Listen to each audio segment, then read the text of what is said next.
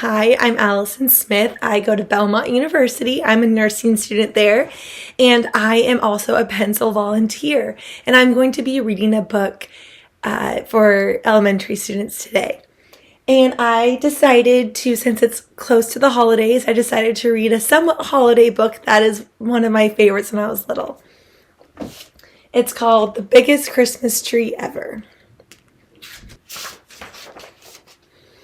Once there were two mice who fell in love with the same Christmas tree, but you had to see it to believe it. Everyone in Mouseville loved Christmas trees. Every Christmas, the families would all over town come together and put up the biggest, most beautiful tree they could find. But first came Thanksgiving. The day before the celebration, Clayton, the house mouse, took a walk around Mouseville. He knew he should be thinking about giving thanks, but the chill in the air reminded him of Christmas. You know what? He said out loud. This year I'm going to find the biggest Christmas tree ever. Not far away, Clayton's friend Desmond, the field mouse, said exactly the same thing. That night, Clayton helped his mom and dad and his brother, Andy, and his sister, Trudy, to make a special cheese casserole and put a nut pie for Thanksgiving dessert.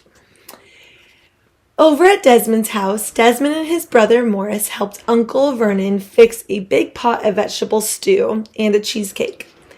Everyone ate too much. After dinner, Clayton's grandma and grandpa sat in the living room holding their tummies and grumbling.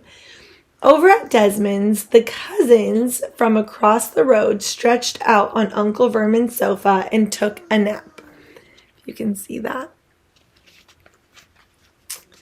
The following morning, Clayton woke up early. He wanted to be first at Claire's Christmas tree farm at the edge of town. That way he could pick out the biggest tree. Over at Desmond's house, Desmond tumbled out of bed with the same thought. Clayton hurried over to Clara's, but it was hard to go very fast. He was still full of Thanksgiving dinner. By the time he reached the Christmas tree farm, he was out of breath. He looked around. No one else was there. Moments later, Desmond arrived. He too was full of Thanksgiving dinner. He had found it hard to hurry. He took a deep breath and stumbled inside. Clayton wobbled down the rows of trees. Here was a nice one, but it was too small. There was another one, but it was squat and had a crooked top.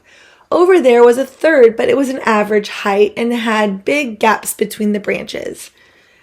Struggling down another row, Desmond was having the same problem. Clayton leaned against this tree. It was scrawny and not very tall. I'll never find the tree that I want, he said. I'd better go home. And not far away, squinting at another tree, Desmond said, I'll never find a tree I want. I'd better go home.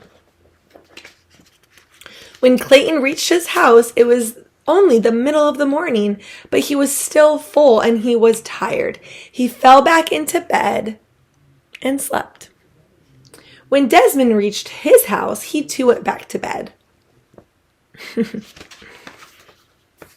Clayton woke up for lunch and spoke to his dad.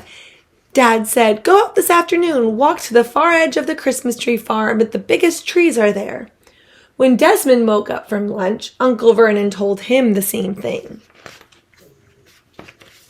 That afternoon, Clayton went out again. At the very same time, Desmond did too. Clayton walked to the far edge of the Christmas tree farm. He looked at one big tree after another, but none of them looked like the biggest Christmas tree ever. Down another path, Desmond was having the same bad luck. Starting to lose hope, Clayton peered around a very thick trunk. Desmond peered around the same thick trunk. They bumped heads and fell down. I bet you're looking for the biggest Christmas tree ever, said Clayton. I bet you're looking for the biggest Christmas tree ever, said Desmond. Hey, why don't we find it together, said Clayton. No one said we couldn't, said Desmond. They set out through the rows of trees. They looked and looked until it was almost dark. Just as they were ready to give up, there it was, a Christmas tree so big and so tall, it reached the sky. How will we cut it down? Clayton asked. It's too big for the two of us. Where will we put it? Desmond added. It won't fit into your house or mine. Clayton and Desmond smiled. Our families will help us, they said together. And that is what happened. Clayton's dad and Uncle Vernon came out with their axes, and with the help of Clayton and Desmond, they chopped down the giant tree. Both families called on friends and relations, and together they loaded the tree onto 100 red wagons and pulled it to Clayton's front yard. Wow, that's a lot of help to get that tree. They decorated it with the most wondrous ornaments and colored lights. And on Christmas Eve, with all the Mouseville celebrating around it, the biggest Christmas tree ever lit up the entire hillside.